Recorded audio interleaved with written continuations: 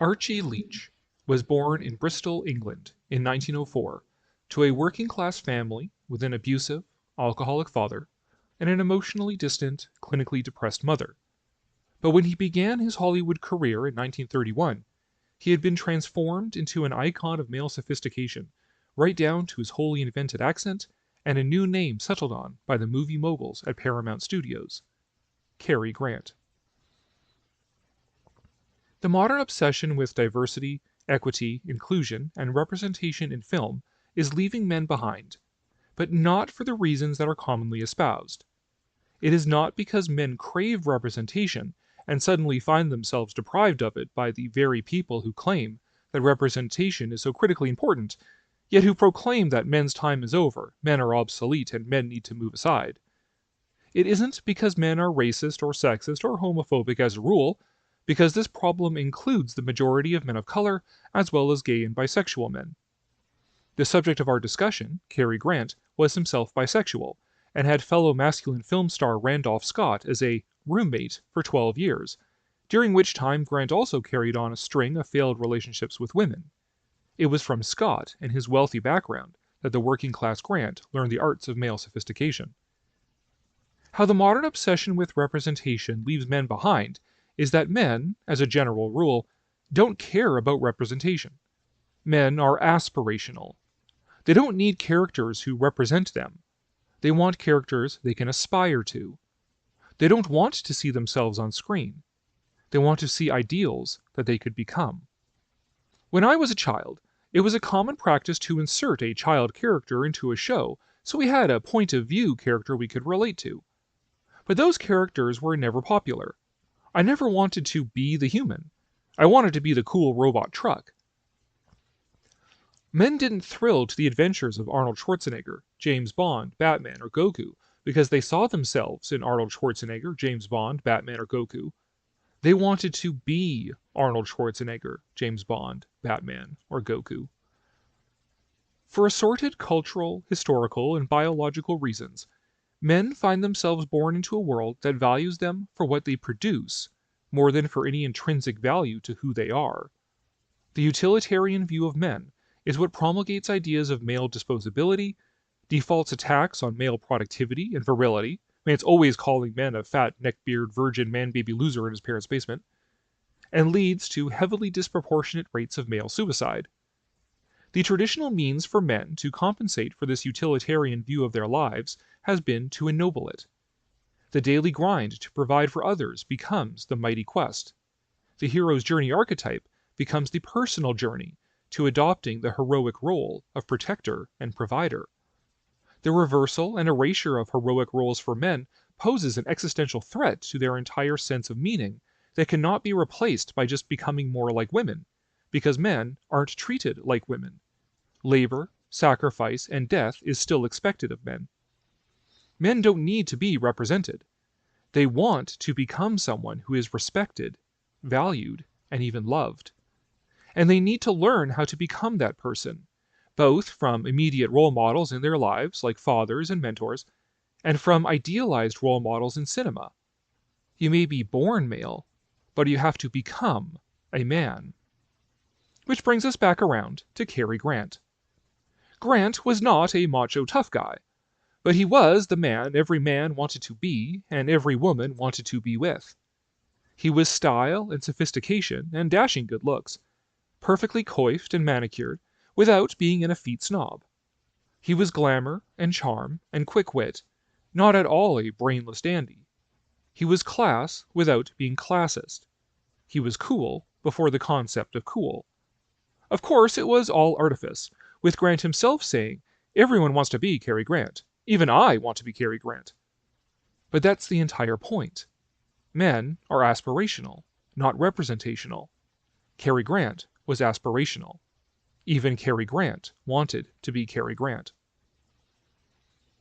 I would have added unflappable to the list of traits that made Cary Grant so cool, except that he specialized in playing very flappable characters. The archetypal Cary Grant role was the cool guy who loses his cool, which in turn made him as accessible as he was aspirational. You wanted to be him, and you knew he wasn't beyond reach, aside from his natural good looks. His theatrical training in stage comedy made him perfect for comedic roles in Hollywood, especially in screwball comedies. He was so good at it that he became one of the first freelance stars of Hollywood's golden age. After his contract with Paramount Studios ran out in 1936, a tenure which saw him star opposite Marlene Dietrich in Blonde Venus and Mae West in She Done Him Wrong and I'm No Angel, he went freelance and signed twin contracts with RKO and Columbia. On the balance, his films for Columbia performed better than his ones for RKO during the same period. The Awful Truth, When You're in Love, Only Angels Have Wings, His Girl Friday, and so forth. RKO films just did poorly in general, with the studio rarely rising into full financial solvency at any time during its existence.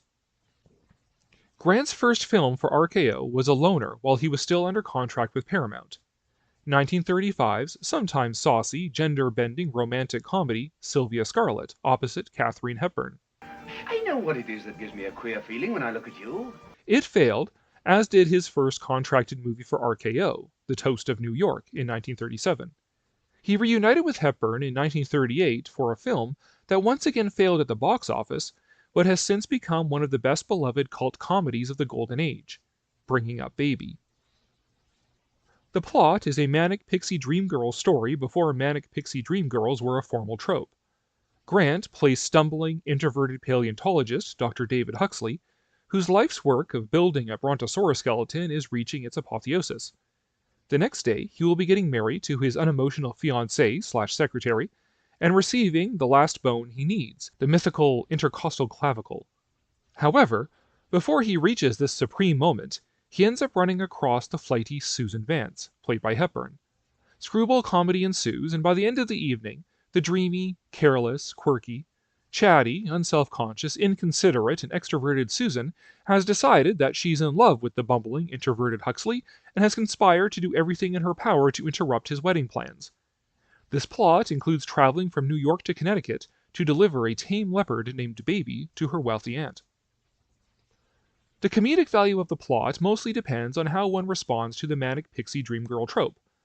Is it funny and sweet and charming that this ding-a-ling is ruining this guy's life, and that ultimately introverts need to be fixed by extroverts so they can loosen up and have a good time? And does this work for Cary Grant, who is the coolest of the cool in Hollywood's golden age? Though one could argue that while Hepburn's Susan Vance is an archetype for the trope, Bringing Up Baby is in some ways a subversion of it. Reviewer Nathan Rabin coined the term manic pixie dream girl and defined it as a woman who exists solely in the fevered imaginations of sensitive writer-directors to teach broodingly soulful young men to embrace life and its infinite mysteries and adventures, quote-unquote. And one can see the type in their heads.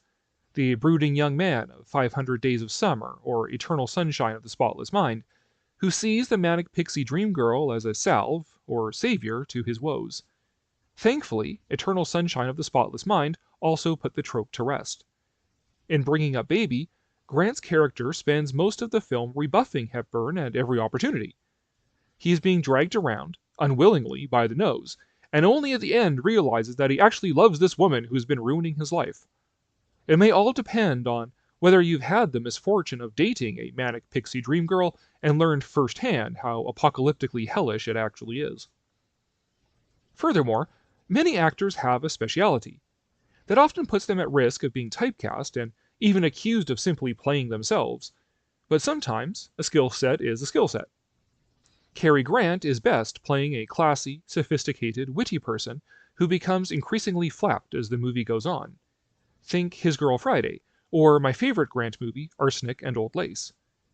In Bringing Up Baby, he begins as the quiet, awkward introvert who is at the mercy of the stronger personalities around him. What remains after the comedy of a manic pixie dream girl ruining Cary Grant's life is screwball scenarios like the leopard running around, and the verbal sparring between Grant and Hepburn. The former is what it is, and the latter is perhaps the most enduring part of the comedy. Bringing Up Baby is a face-off between the two greatest speakers of the transatlantic accent, erupting into a chaos of clipped dialogue as 2, 4, sometimes even 6 or more characters all barking over each other with witty repartee. That much is highly engaging if also somewhat exhausting. It isn't that I don't like you, Susan, because, after all, in moments of quiet, I'm strangely drawn toward you, but, well, there haven't been any quiet moments. Unfortunately, none of that could save Bringing Up Baby at the time. The movie didn't turn $100,000 in profit until its third re-release in 1941. Katharine Hepburn was already openly declared to be box office poison at that point, with her haughty and too stagey screen persona turning off moviegoers in droves. She was the Meryl Streep of her day, an actor who was too conspicuously an actor. Bringing Up Baby was the last straw for RKO. Director Howard Hawks was released from his RKO contract, and Hepburn was allowed to buy hers out after being offered a dismal future in B-movies. Not Cary Grant, though. No matter how badly a film failed at the box office, there was always praise for the magnetic Grant.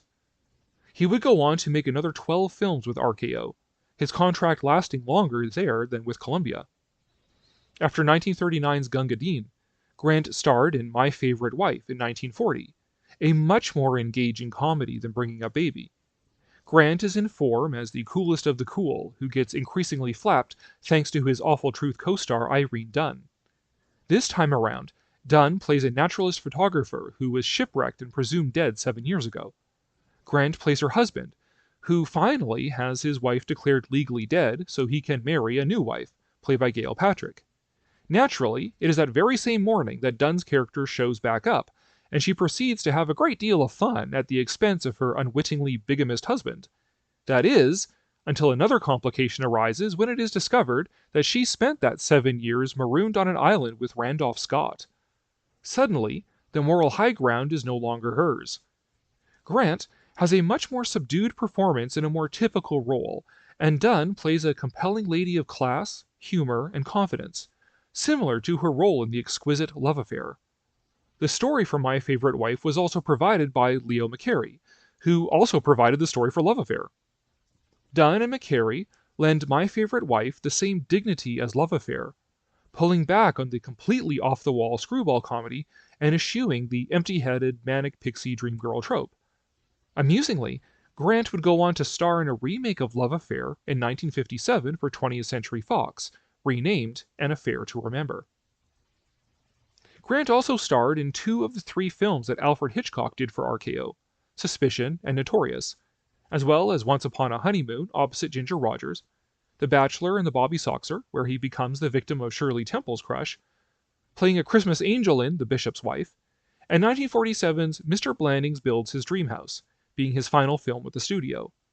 He would go on to make films for another 20 years thereafter, slipping into the role of distinguished gentleman and becoming one of Hollywood's most enduring icons. It wasn't easy. The idea of Cary Grant was something more than the actor. "I guess to a certain extent I did eventually become the characters I was playing," he once said. "I played at being someone I wanted to be until I became that person, or he became me." That includes being Cary Grant.